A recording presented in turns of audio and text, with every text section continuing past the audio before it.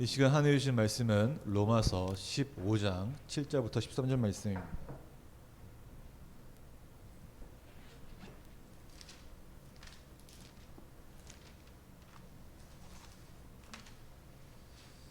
제한 성경으로 구약 성경 260장에 있습니다.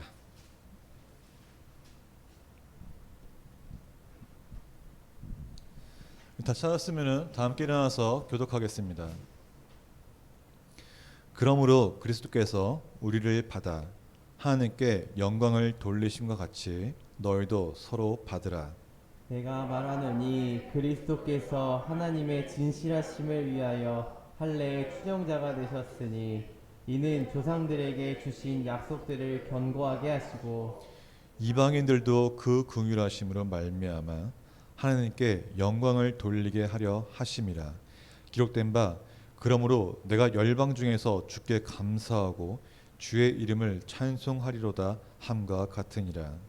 또 이르되 열방들아 주의 백성과 함께 즐거워하였으며 또 모든 열방들아 주를 찬양하며 모든 백성들아 그를 찬송하라 하였으며 또 이사야가 이르되 이새의 뿌리 곧 열방을 다스리기 위하여 일어나시는 이가 있으리니 열방이 그에게 소망을 두리라 하였느니라. 소망의 하나님이 모든 기쁨과 평강을 믿음 안에서 너희에게 충만하게 하사 성령의 능력으로 소망이 넘치게 하시기를 원하노라. 인한의 말씀입니다. 아멘. 다 함께 잘 읽겠습니다. 우리가 5월은 중생의 영역에서 은혜로운 삶이라는 주제로 말씀을 전하고 있습니다. 그리고 오늘 말씀 제목은 소망이 넘치게 하시는 주님입니다.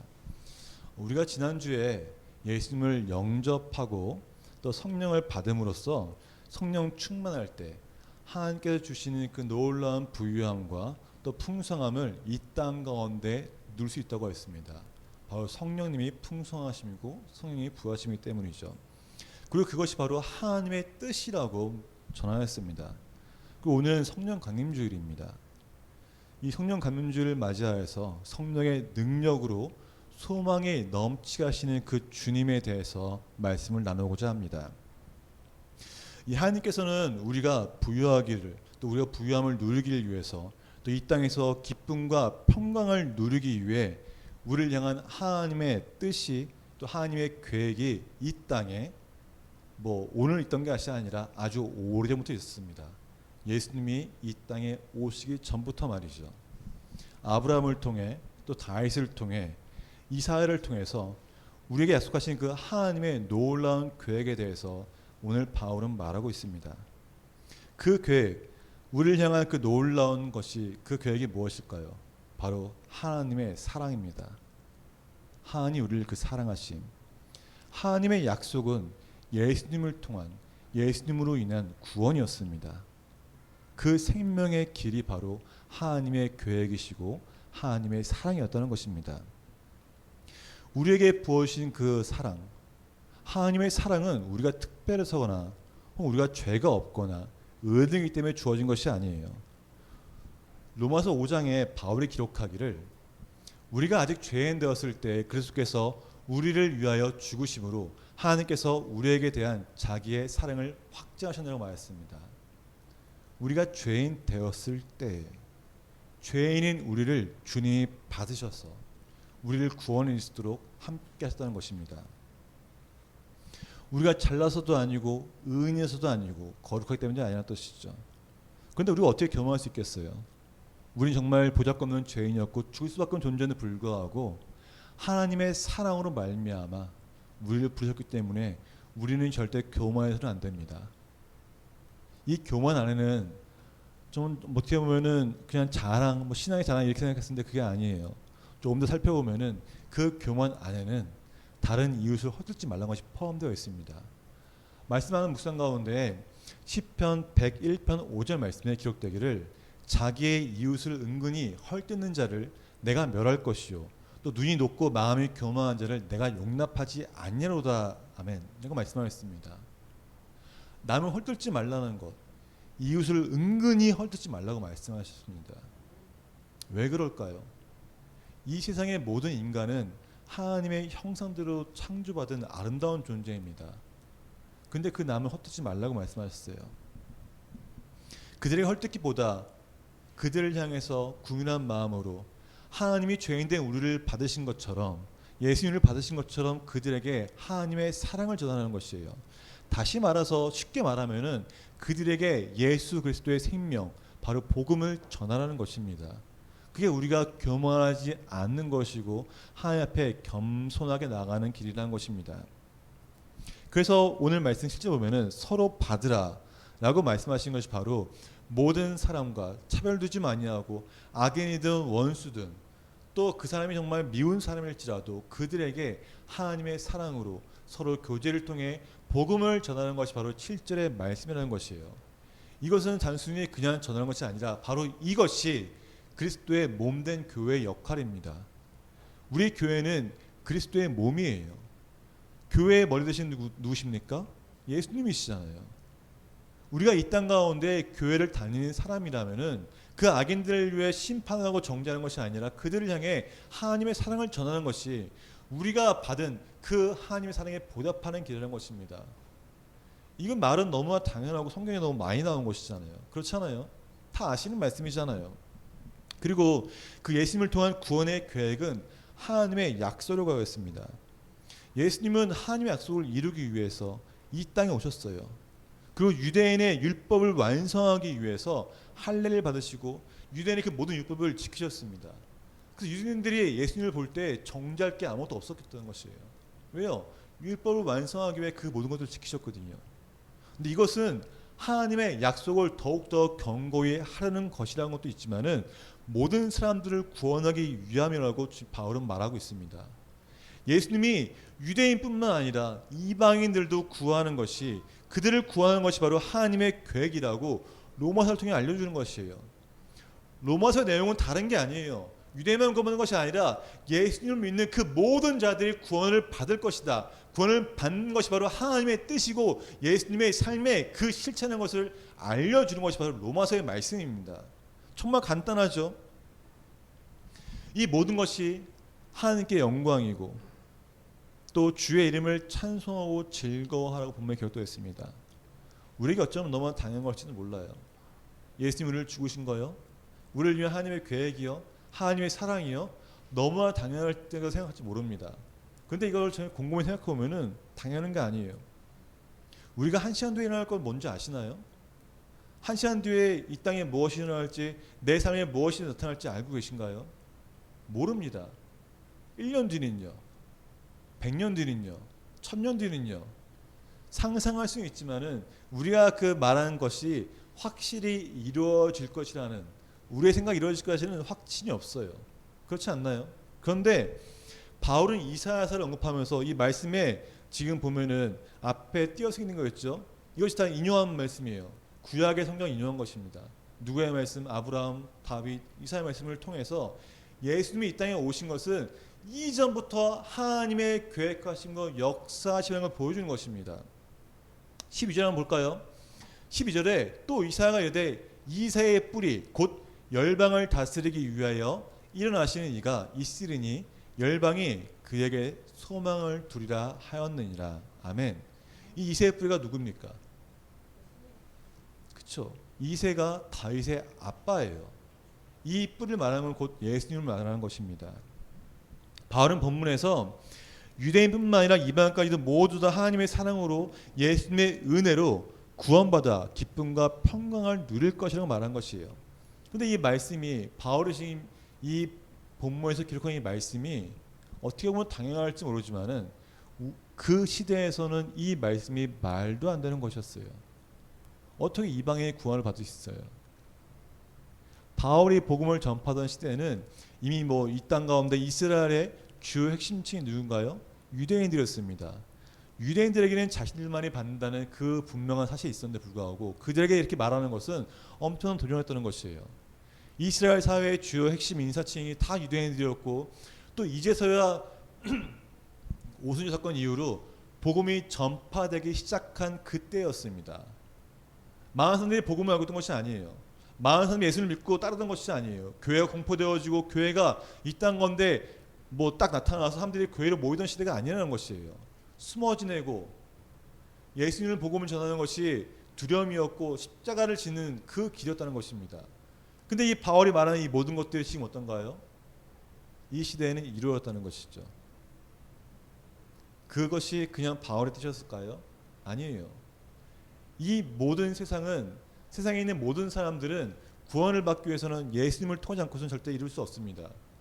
예수님이 말씀하신 그 요한복음 말씀처럼 내가 곧 길이요 진리요 생명이니 나를 말미암지 않고는 아버지께로 올 자가 없느니라고 말씀하신 그 요한복음 13장 말씀처럼 예수님이 아니고서는 그 어떠한 길로도 구원받을 수 없다는 것입니다. 그것이 지금 이 땅에서 이루어지는 것이죠.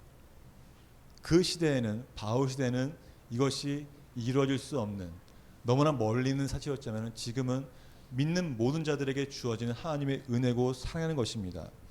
예수님을 영접한 그 누구나 구원을 누리며 하나님께로 다가갈 수 있게 된 것이죠.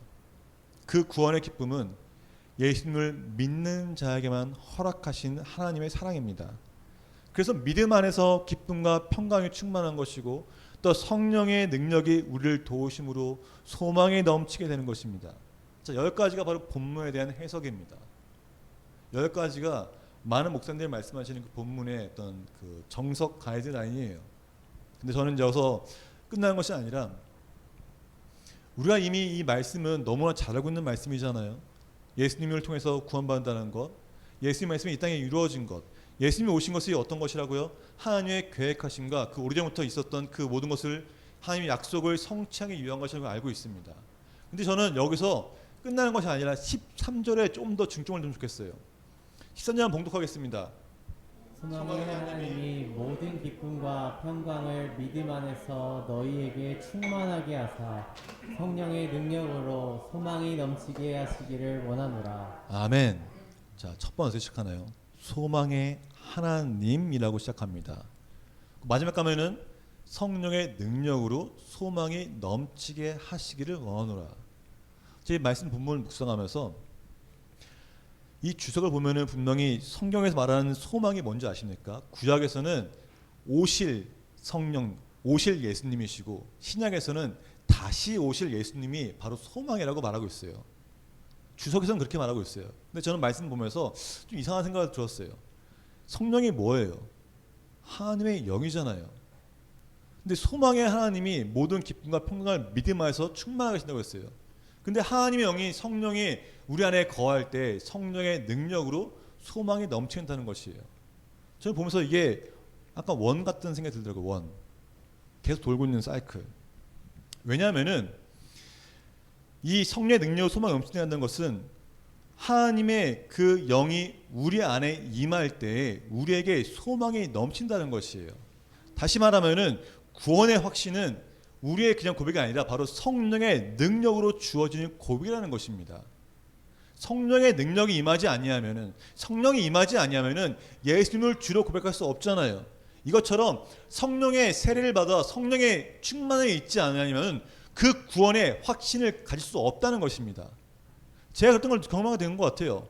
교회 다니는 많은 사람들이 고백하지만은 너 구원 어떻게 받았어? 구원 받았니? 물어보면은 머뭇거립니다. 왜요? 뭔가 해야 될 것 같거든요. 내 삶 가운데 뭔가 이루어야 될 것 같거든요. 근데 사실 성령이 그렇지 않잖아요. 구원받는 건 뭐예요? 바로 성령 받아서 성령 충만하면 구원의 확신을 받는다고 말하는 것입니다. 그래서 구원의 확신은 바로 성령 세례가 임할 때에 내 삶 가운데 구원의 확신과 뚜렷함이 있는 것입니다. 자, 한번 생각해 봅시다. 베드로가 어떤 사람이었나요? 물론 이제 욱하는 다혈질도 맞습니다. 근데 사실 보면은 예수님이 십자가에 잡혀서 돌아가셨을 때 베드로가 사람들이 물어, 너 예수님 제자 아니었어? 그때 어떻게 합니까? 부인하잖아요. 왜 부인했을까요? 두려운 마음이 있었거든요. 예수님이 죽으시고 나서 그 마음 가운데 두려움이 분명히 있었습니다. 한 번도 아니고 3번이나 부인했다는 것이에요. 얼마나 두려움이 있었겠어요. 물론 이해할 수 있어요. 저 이해하지 않나요? 목숨과 칼을 부정하는데 나 예수님 제자인데요. 그 말이 안 되잖아요. 얼마 그 죽음 앞에 두려움이 있겠습니까? 그런데 그렇게 죽음을 두려워하고 예수님을 내가 제자라고 말하게 두려웠던 그 베드로가 담대하게 복음을 전하고 많은 사람들을 변화시켰습니다. 성경에 기록된 것이잖아요. 그게 언제인가요? 언제부터인가요? 그래요. 바로 맞습니다. 구원에 이르는 그 복음을 담당하게 되는 것은 오순절에 성령 세례를 받은 후였습니다.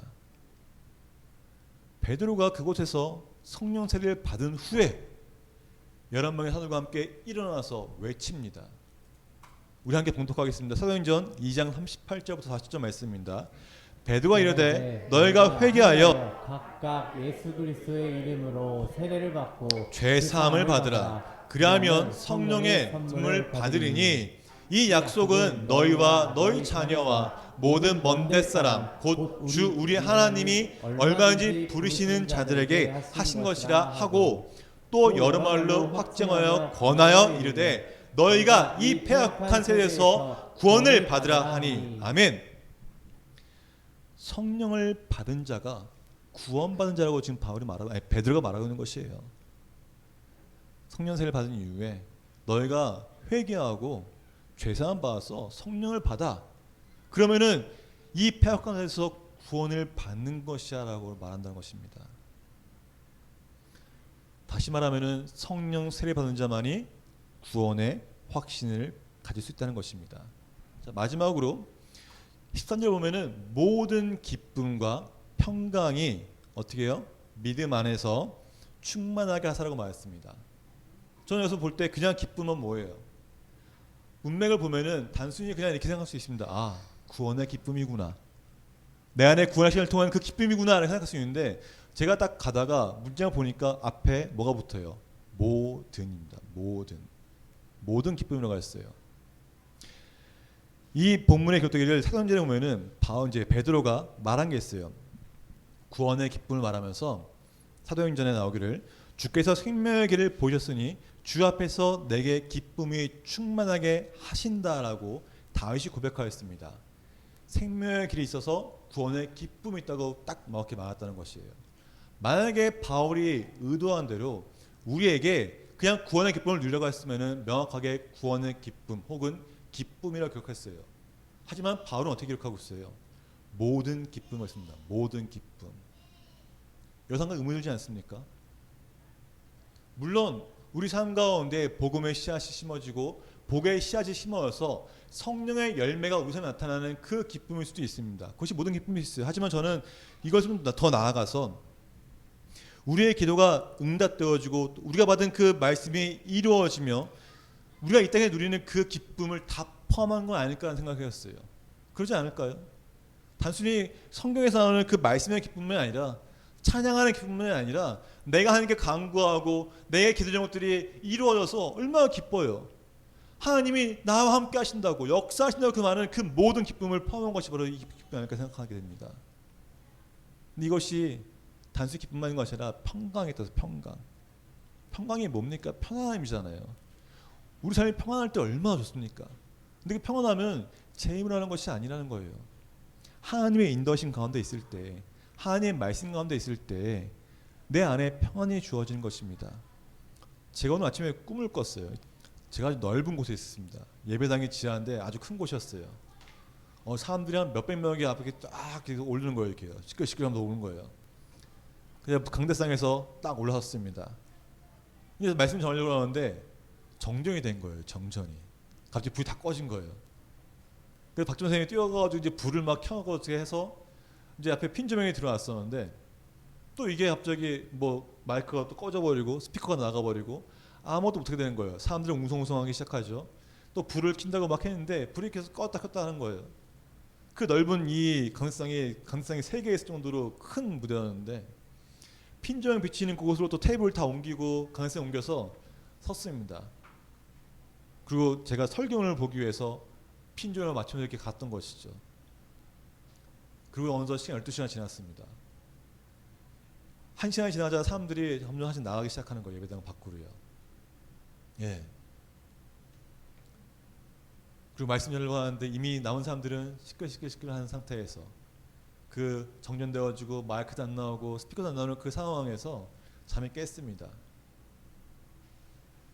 어떤 사람이 이럴 수 있죠. 개꿈이라고. 근데 저는 이 말씀 딱 끝나고 나서 아침에 교회 와서 말씀 그 꿈을 생각하는 가운데 주님이 이런 말씀을 잠깐 이런 생각을 주셨어요. 네가 아무리 준비를 잘하고 어떤 것에서 뭔가 철저히 준비한다 할지언정 그곳에 성령의 담담이 없으면은 아무것도 안 된다는 것이에요. 제가 만약 그 꿈속에서 성령의 담대함으로 이거 다 필요 없어 괜찮아 얻어도 괜찮아 그냥 바로 말씀 전했으면 어땠을까요? 그렇죠? 근데 그렇게 못 전하는 이유가 뭐예요? 다른 것에 신경을 쓰기 때문이라는 거죠. 조명, 설교문, 마이크, 스피커 그죠? 아침에 깨어나면서 아 주님 제가 말씀드린 정말 중요한 것이 바로 성령 충만이군요. 성령이 아무것도 못하군요 하고 이렇게 회개하면서 또 기도했다는 것입니다. 이처럼 우리가 하나님의 인도하심을 받는 하나님의 인도하심을 믿는 삶이 평강 아니겠습니까? 어떤 상황에 있을지라도 성령님이 나와 함께 하시고 내가 담대히 나갈 수 있도록 하나님의 역사하신 그 믿음 안에 있는 것이 바로 평강 아니고 우리의 기쁨이 되는 것입니다. 아멘. 그래서 하나님을 믿는 자에게 기쁨과 평강이 주어지는 것입니다. 근데 저기서 이렇게 끝나면 또 재미가 없잖아요. 제가 말씀을 준비하면서 저에게 하나님이 놀라운 또 은혜를 주신 것이 있습니다. 분명히 하나님 믿음 안에서 모든 기쁨과 평강이 있다고 하였어요. 그렇죠? 그리고 그것들이 소망이 된다고 했어요. 물론 소망은 우리가 하나님이 그것을 이루어질 거라는 그 소망도 포함되고 그 마지막 때에 구원받을 것이라는 그 소망도 포함됩니다. 하지만 저는 소망 넓게 본다고 했죠. 넓게. 자, 이 생각에서 제가 지난주에 나눈 말씀을 기억하시나요? 지난주에 제가 주보에 2개의 말씀을 적었습니다. 기억하십니까? 예, 제가 이제 이 말씀에 대해서 나누려고 해요. 지난주부터 제가 이제 오늘니까 지지난주부터 제가 기도한 것이 있습니다. 바로 교회와 집을 위해 기도하고 있습니다. 어떤 기도 제목일까요? 여름이 다가오잖아요. 누수가 되는 것과 또 누수가 교회만 있는 것이 아니라 집에서도 한번 있었잖아요. 그 제가 이 마음 가운데 이제 정말 집을 위해서 교회를 위해 기도해야겠구나. 아름답고 튼튼한 교회와 집으로 옮겨 주십시오라고 제가 기도하고 있습니다. 예, 계속 기도하고 있는 중이에요. 그래서 그때 받은 기도가 바로 이 지난주 말씀 신명기와 출애굽기 말씀입니다. 주님이 택하신 곳으로 가라고 하시고 또 바깥 회망으로 나아가라고 말씀하셨어요. 지금 말씀 받은 다음에 이 말씀에 나 한 주 동안 부쩍 기도하겠다. 이제 기도하겠습니다. 그래서 기도하다가 지난주 금요일이죠. 지난주 금요일에 또 이 말씀 가운데 주님 더 확실한 말씀을 주십시오. 제가 아직 모르겠습니다. 밤부터 모르겠고 아무것도 모르겠으니 다시 한번 주십시오라고 기도했을 때 하나님의 에스겔 말씀과 느헤미야 말씀을 주셨어요. 전생과 함께 기도한 것이 있기 때문에 저는 말씀을 나눴는데 이 말씀을 통해서 이 에스겔 말씀을 통해서 그곳이 정말 넓은 곳이라는 것이에요. 무려 50m 되고 25m 되고 성경 아주 구체적으로 써 있더라고요. 말씀에서 주님 정말 놀라운 곳이네요. 주님 정말 넓은 곳이네요. 좋습니다 주님. 근데 주님 확신하게 다시 한번 주십시오. 다시 한번 주십시오 할 때 주님은 이 느헤미야 말씀을 주시면서 거주하기를 자원하는 모든 자를 위하여 복을 빌라라는 말씀을 주셨어요.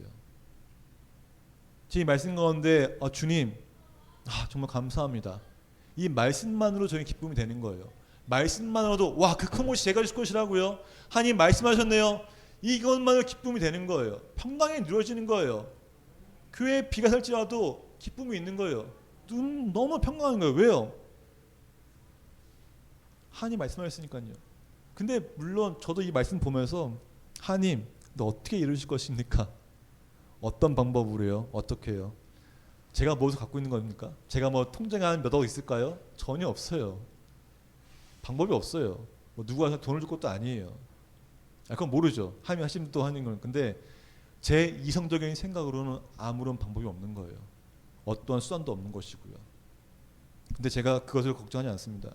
물론 저는 이 말씀이 빨리 이루어지길 바라고 있습니다. 하지만 제 이성적으로나 제 모든 방법으로는 답이 없는 거예요. 그런데 저는 이 말씀이 분명히 이루어질 것을 믿습니다. 왜요? 하나님 말씀이잖아요.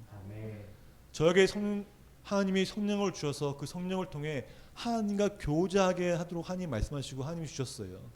그 교제하는 가운데 하나님의 말씀을 통해 그 말씀을 제가 믿음 안에서 받고 믿고 이것이 저에게 기쁨이 되고 평강이 되고 이것이 하나님이 분명히 이루어질 것이라고 언제인지 모르지만 주님께서 이루어질 거라는 그 소망이 저를 더욱더 힘나게 한다는 것이에요. 저는 그 말씀을 준비하면서 이 모든 것들이 이렇게 이루어지면서 이거구나. 내 삶 가운데 기쁨과 평강이 넘치는 것은 단순히 내가 지금 뭔가 이루어져서 그럴 수도 있지만은 그것보다 그 전에 성령의 능력으로 주어지는 그 말씀 안에서 내가 아침 묵상하면서 내가 말씀에 묵상하면서 받은 그 레마의 말씀을 믿음으로 내 삶 가운데 이 말씀이 이루어질 것이라고, 이 말씀만이 나를 살리는 말씀이라고, 그 모든 것 중심에 계신 그 예수님만이 나의 길이고 생명이고 진리라는 것을 고백하고 나아갈 때 내 안에 기쁨이 생긴다는 것이에요. 너무 당연한 거 아닙니까?